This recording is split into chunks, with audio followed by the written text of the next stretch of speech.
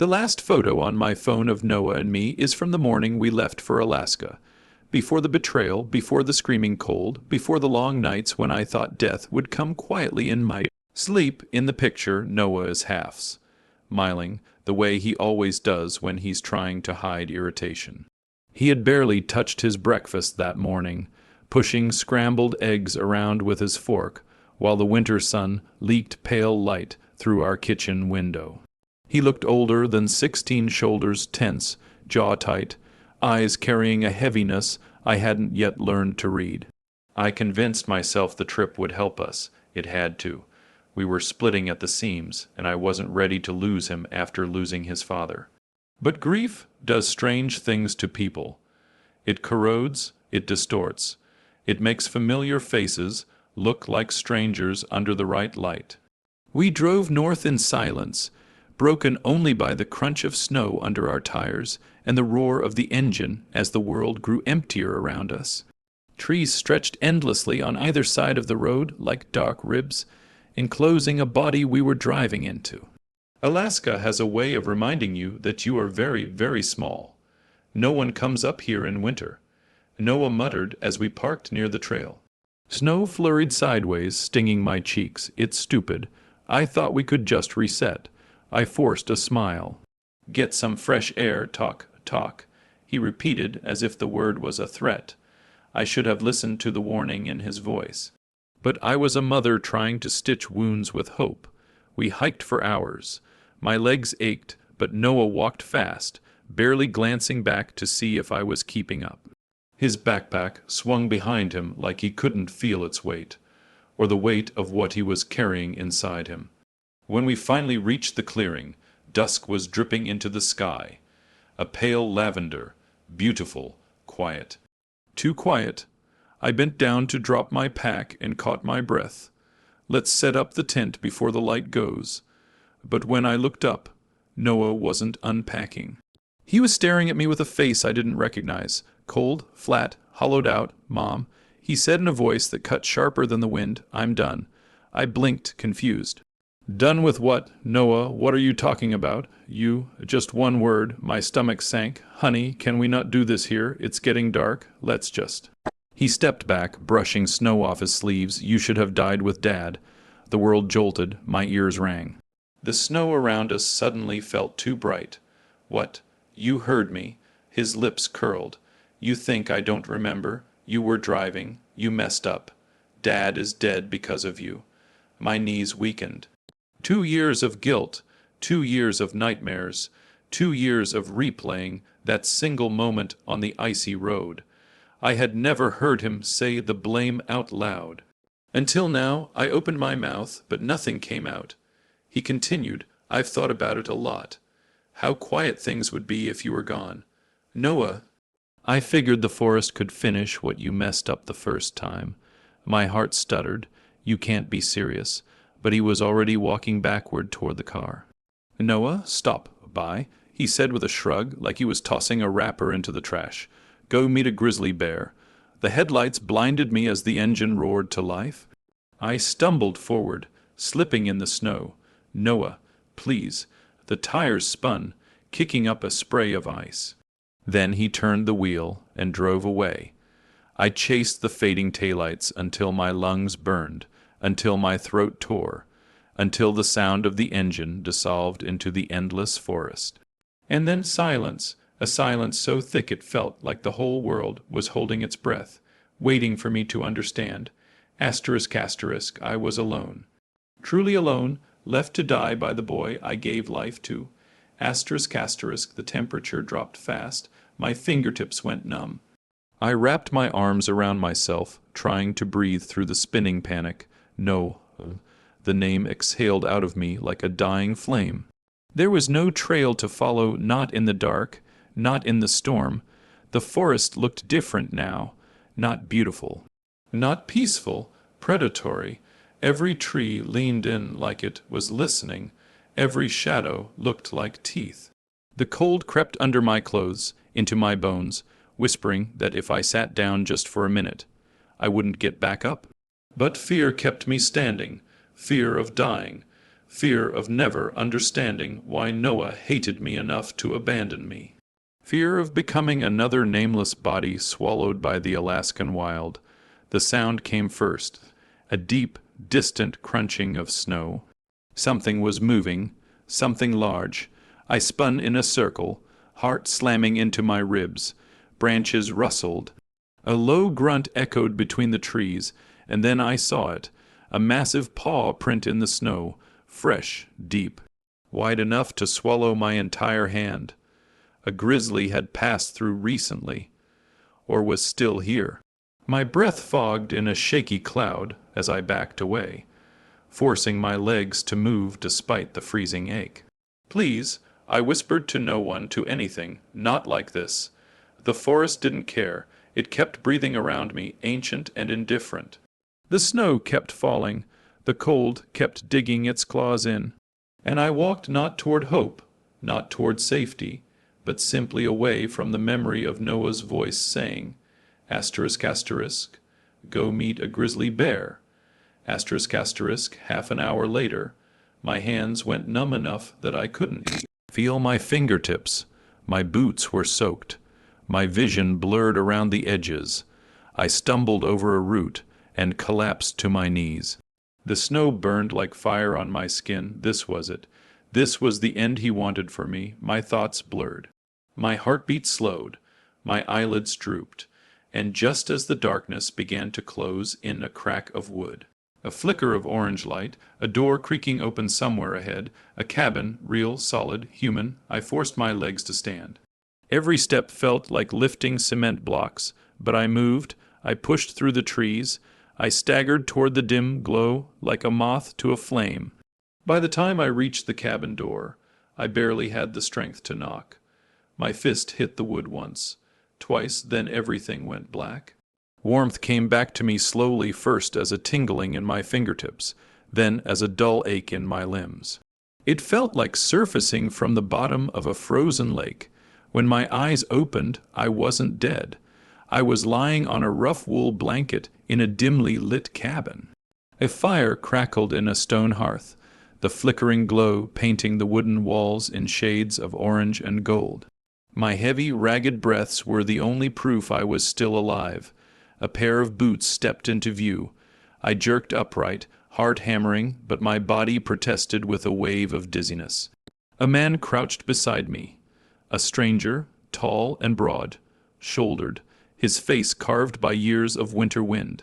Snow still clung to his jacket. "You're awake," he said in a low voice. "Good. Wasn't sure you'd pull through." His eyes were dark green and startlingly steady.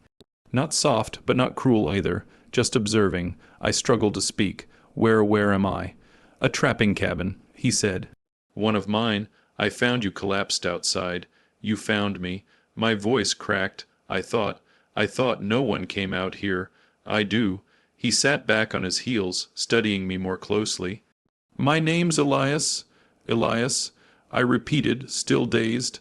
I know," he said, nodding toward my jacket hanging by the fire. "Found your ID." Heat flushed my cheeks. "Oh, right." He looked at me long enough that I felt him seeing through all my layers of cold, of fear, of grief. Then he tossed another log into the fire. "You should drink." He handed me a tin mug of steaming broth. My hands trembled as I wrapped them around it. The warmth seeped into my skin, painful at first, then soothing. The broth tasted like life itself, simple, salty, perfect.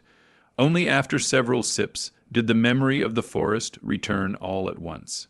Asterisk, asterisk, Noah, the car, his face, his words. Asterisk, asterisk, I clenched the mug so tightly my knuckles whitened. Elias noticed. "There's more to your being out here than a hiking accident." It wasn't a question. My throat tightened. I didn't answer. He leaned back, resting one arm on his knee. I found tracks near the tree line, fresh ones, vehicle tires heading out fast. My breath hitched. Elias continued, and a second set of footprints deeper in the snow. Smaller, a teenager's size, they stopped near your collapse point, then turned back. My chest caved inward, a quiet sob slipping out. He left me. I whispered, choking on the words. My son left me out here to die. Elias didn't look surprised. If anything, something in his jaw tensed like the confession, confirmed an assumption he had already made. People do desperate things, he said. You don't understand. I insisted. He wanted me dead. He told me to go meet a grizzly bear. Elias's eyes sharpened. There's a grizzly in this area. Yes, big male. I saw his prints too. A shiver ran down my spine. He stood and reached for a metal pot hanging over the fire. Drink more, your body's still fighting the cold. After you rest, we talk about getting you out of here. I drank. I rested. I drifted in and out of a weak sleep while the storm raged outside, the wind clawing at the cabin walls like something furious that I had escaped its hunger. When I opened my eyes again, hours had passed. The fire was lower but still alive. Elias sat by the window, sharpening a knife with calm precision. The scraping sound was rhythmic, controlled. You're quiet, he said without turning. People who survive the cold usually talk more to keep their mind awake. But you. He slid the blade along the whetstone again. You're thinking. I wrapped the blanket tighter. I can't stop seeing his face. Elias finally looked over his shoulder. There's a reason you're not dead right now, he said. You fought. You kept moving. You chose to live even after someone you trusted threw you to the wolves. His voice was low, grounding. I felt tears burning the backs of my eyes. I don't even know why he did it. I whispered, I want answers. You'll get them. Elias said, standing. But first, you need strength. For the next 2 days, I stayed in the cabin while Elias taught me how to survive, really survive.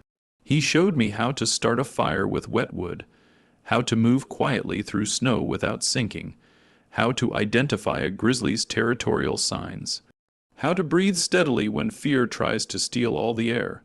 There was one moment I'll never forget. We were tracking near a frozen stream, the world silent, except for the distant howl of wind.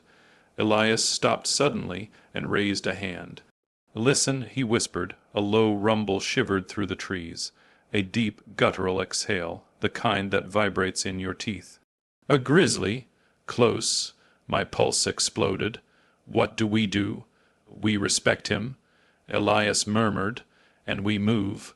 We backed away slowly, each step measured, breath shallow. Only when we were far enough did Elias let his shoulders drop. That's the one, he said quietly, the big male. You crossed into his range the night you collapsed. My blood ran cold. One wrong turn and I wouldn't be here at all. Later, when we returned to the cabin, I finally asked the question building inside me. Why are you helping me? Elias stirred the pot of stew without looking up. Because I know what it's like to be left in the woods. I froze. Someone left you. His eyes flickered with something old and painful. You don't survive long out here unless you have a reason to. Mine was revenge. Yours I don't know yet. I swallowed hard. I don't want revenge, maybe not, he said, ladling stew into bowls, but you want something, answers, closure, the truth, and for that, he handed me a bowl. You need to make it out of these woods alive. We ate in silence, one that wasn't cold or cruel, but heavy with unspoken things. That night I lay awake listening to the wind claw at the cabin, feeling the weight of my son's betrayal deep in my bones. But beneath that weight, something else was forming, something small and fierce. Resolve. When dawn finally broke, Elias woke me with a simple nod. Storms lifting, time to go home. Home, the word no longer felt warm. It felt like a battlefield waiting for me. I packed my things, my hands steadier now, my steps firmer. Elias walked ahead, clearing the trail double, checking for tracks, human or animal. Hours passed before we reached the edge of the wilderness. Civilization glimmered faintly in the distance like a memory I wasn't sure belonged to me anymore. You go first, Elias said. I'll be right behind you. I nodded, but paused before stepping forward. What if he's there? I asked quietly. What if Noah came home and he thinks I'm dead? Elias's gaze grew colder than any winter wind. Then he'll see the one thing he never expected, he said. What's that? You? and something in the way he said it made my pulse thrum, not with fear, but with power. At the edge of the forest, I looked back one last time. The trees loomed tall and ancient, like judges watching my departure. I had entered them as a broken mother. I was leaving them as something else entirely. When I walked into town hours later, people stared. I must have looked like a ghost wearing a stranger's strength, but I wasn't a ghost, not anymore. I was alive. And my son was about to find out exactly what that meant. The house looked smaller than I remembered. Maybe because I wasn't the same woman walking toward it. Maybe because once you survive the wilderness, once you face death and choose to keep breathing, anything made of wood and walls feels fragile. Elias stayed back as promised, letting me approach first. The air was sharp with winter, the kind that bites your lungs on the first inhale. My boots sank into the thin sheet of snow covering the driveway. Everything felt painfully normal. The porch light still flickered, stubborn despite needing a new bulb for months. The wind chime clinked softly, the same one Noah bought at a yard sale when he was 8 because he said it sounded like stars. The welcome mat was still crooked. Normal, familiar, wrong. I placed my hand on the doorknob and paused. What if Noah wasn't home? What if he'd run away after leaving me? What if he had already convinced himself I was gone, and was now planning how to explain my disappearance? Or worse, what if he hadn't thought of me at all? The thought cut deeper than the cold ever had. I opened the door. The house smelled of stale cereal, teenage boy sweat, and the faint hint of laundry detergent, the scent of every exhausted mother's life. The heating was on, humming softly. Shoes were scattered near the door. A half-finished drink sat on the counter. My heart twisted. He had come home. He had slept here. He had eaten. He had existed without a flicker of hesitation. Believing fully that I was dead, I swallowed hard and stepped deeper inside. The silence was suffocating, as if the house itself was holding its breath. He's here. I felt it before I heard anything. A thud upstairs, the soft creak of a floorboard. Footsteps, light, hesitating, moving toward the top of the staircase. Then, Mom, his voice was small, almost uncertain.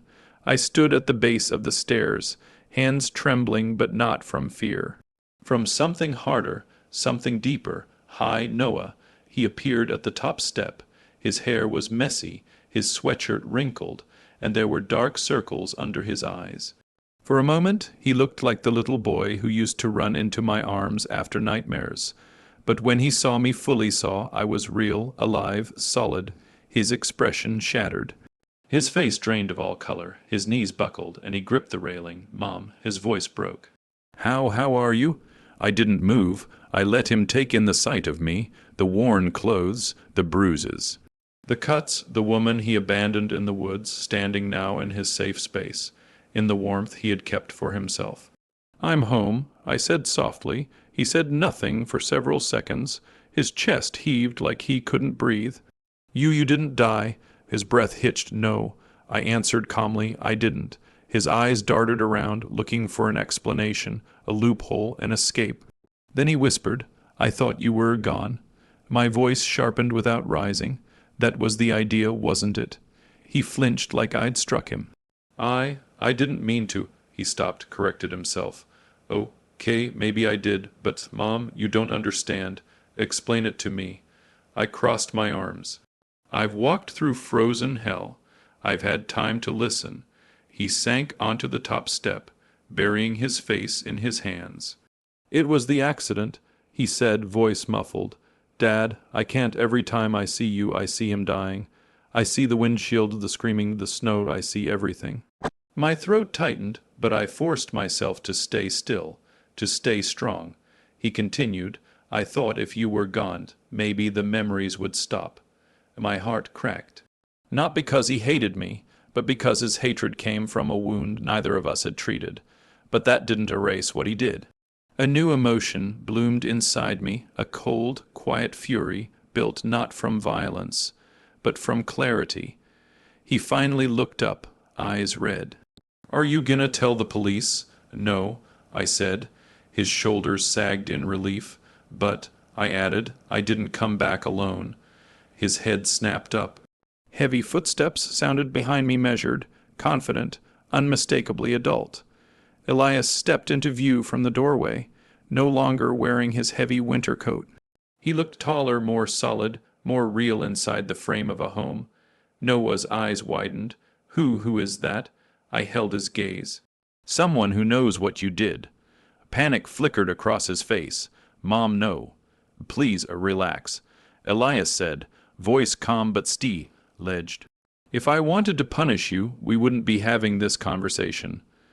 Noah swallowed hard. Elias stepped forward, stopping 2 steps behind me, like a sentinel. "Your mother nearly died out there. You know that, right?" Noah nodded weakly. "And you understand that your actions weren't a mistake. They were a choice." Noah covered his face again. I know. I climbed 1 step, closing the distance between us. "Noah," I said quietly, "do you know what it felt like when you drove away?" He sobbed. "I thought I hated you. Hate isn't what leaves someone in the snow to freeze." I said, "Hate is loud. What you did was silent." He shook as tears streamed down his cheeks. "You left me because you wanted to erase your pain." I said, "But you nearly erased me. He crumpled, sobbing harder. I reached out not to comfort him, not yet, but to tilt his chin so he would look directly at me. "Your mistake," I whispered, "was thinking the forest would kill me." His breath caught. "Noah," I continued, "the forest didn't kill me. It rebuilt me." A heavy silence settled on the staircase. Then, very softly, Noah said, "Mom, I'm sorry. I don't want to be this person anymore." Elias stepped closer. "That's good, because you won't get another chance." Noah's eyes darted between us. "What does that mean?" "It means," I said, my voice soft but razor sharp, "that things are going to change, starting now." He trembled, nodding slowly, as if sensing the shift in the air. "And Noah," I added, stepping back so he could see both Elias and me, "I have a surprise for you." His lips parted, uncertain, scared. "What surprise?" I let out a small, emotionless smile. "The forest," I said, "didn't let me leave empty-handed." His expression crumpled into confusion, and fear, and something deeper. Before he could ask what I meant, before he could piece together the hint, Elias placed a hand on my shoulder. And in that moment the house felt smaller, darker, more fragile, because Noah had returned home expecting a ghost. But what he found was a survivor, and his reckoning wasn't finished yet. Noah stared at me from the staircase as if the house had tilted under his feet, disorienting him, unbalancing him. He wasn't looking at a mother anymore, he was looking at a woman he didn't recognize, and that was his first punishment. Not screaming, not anger, not a slap or a threat, just the quiet, undeniable truth. I had survived what he planned to kill me, and I came back changed. Elias stood at my shoulder, a silent tower of strength. The weight of his presence filled the room without overpowering it. Noah's eyes flicked between us, confusion and fear mixing in the widening whites. I descended the stairs slowly.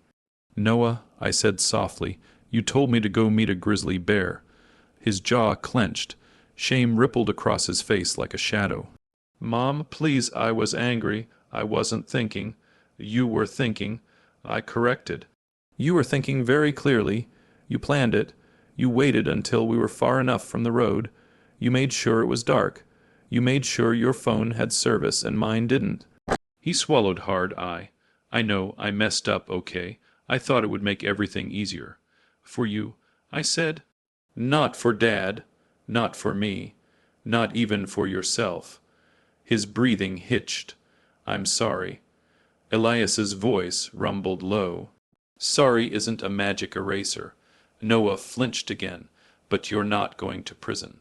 I continued, watching his shoulders sag in immediate relief. "Then what happens now?" he whispered. "You face the truth. I said, the same truth I faced in those woods. What truth? I stepped closer until only 2 steps separated us. The truth that everything you survive becomes a part of you, and everything you do to others becomes a part of them. He blinked, confused. I don't understand. You will? Elias nodded once, signaling that it was time. Noah, he said, come downstairs. The boy hesitated. Then, slowly, reluctantly, he obeyed. We moved to the living room together. The lights were dim, the shadows long. Noah sank onto the couch, shoulders hunched, hands wringing together. Elias stood near the window, arms crossed, posture severe.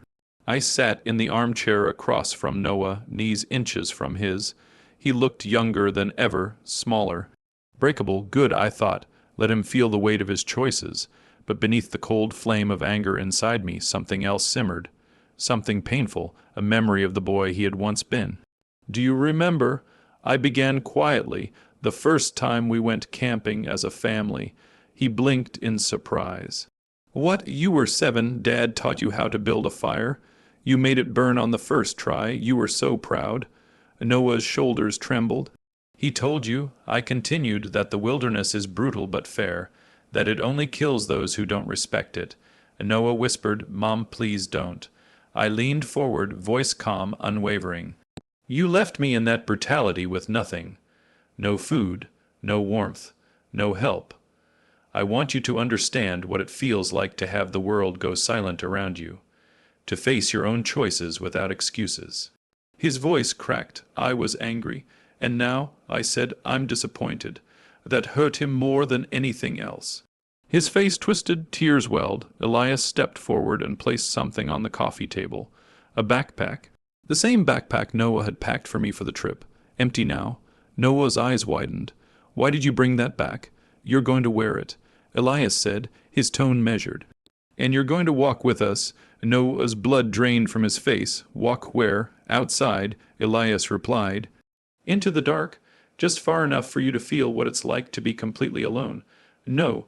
Noah jumped up, panic slashing across his features. Mom, please don't let him take me out there. I stood and touched his arm, not gently, not harshly, but firmly. You left me alone in the forest, I said. Tonight you will walk into the dark with us behind you. You'll know we're there, but you won't be allowed to look back. You'll feel the fear, you'll feel the cold, and you'll feel the silence you left me with. He shook his head violently. Mom, I can't, please, I can't. Yes, I said softly, you can, and you will. That was my revenge. Not to harm him, not to terrorize him, but to confront him with the one thing he'd run from. Asterisk, asterisk, the weight of his own actions. Asterisk, asterisk, hash, hash, asterisk, asterisk, the walk, asterisk, asterisk, the wind was brutal when we stepped outside. Noah shivered violently, clutching the empty backpack straps. His breath fogged in the air. Elias walked behind him, silent and imposing. I walked behind them both far enough that Noah couldn't see me, close enough that he felt my presence. Walk, Elias instructed. Noah obeyed. The snow crunched under his shoes. His breaths came fast, uneven. The woods loomed ahead, dark, restless, whispering with the wind. Keep going, I said from behind him. He whimpered but didn't stop. For the first 100 feet he looked back repeatedly. Elias corrected him. Noah, he warned, face forward. If you look back again, we'll have to go deeper. Noah's body stiffened. He kept walking. The deeper we went, the darker it became. The house disappeared behind us. The trees swallowed the light. The silence thickened. Mom, Noah cried softly, are you still there? Yes, but I can't hear you. Now you know how it felt, I said. His breath hitched in a sob. I don't want to feel this, but you made me feel it. I whispered.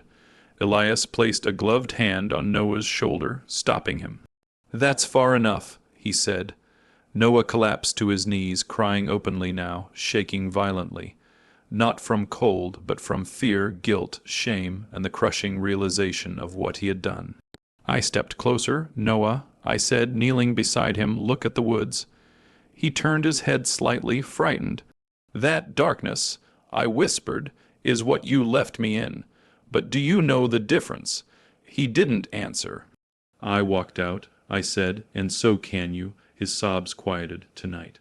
I continued, isn't about punishing you. It's about showing you that the wilderness you used as a weapon can also be what saves you. If you learn respect for nature, for life, for me, for yourself. He wiped his face with trembling hands. I'm sorry, Mom, he whispered. I'm so sorry. I know, I said. But sorry is not enough. He nodded. I'll fix it. I want help, therapy, whatever you want. I don't want to be this person, I swear. I looked at Elias. He nodded once, approving. I placed a hand on Noah's cheek, warm, shaking, alive. That, I said, is the only revenge I ever wanted. For you to see clearly, for you to be better. His face crumpled. He buried his face into my coat like he used to when he was a scared little boy, and I held him, not in forgiveness yet, not fully, but in the fragile beginning of something new. A seed, a chance, a rebuilding. **** epilogue. The surprise *** hours later, after we returned home, Noah asked me again, hesitant, afraid, hopeful. Mom, what did you mean in the forest, when you said you brought something back? I looked out the window at the tree line, the memory of heavy paw prints glowing in my mind. I met a grizzly bear, I said softly. He froze. Did it attack you? No. I whispered. He saw me. He could have ended me. He didn't. Why not? Because, I said, turning back to my son, even a grizzly showed me more mercy than you did. His breath caught. But next time, I said gently, choose mercy first. Noah broke down again, but this time not in fear, in understanding, and for the first time since the accident, I felt something like peace.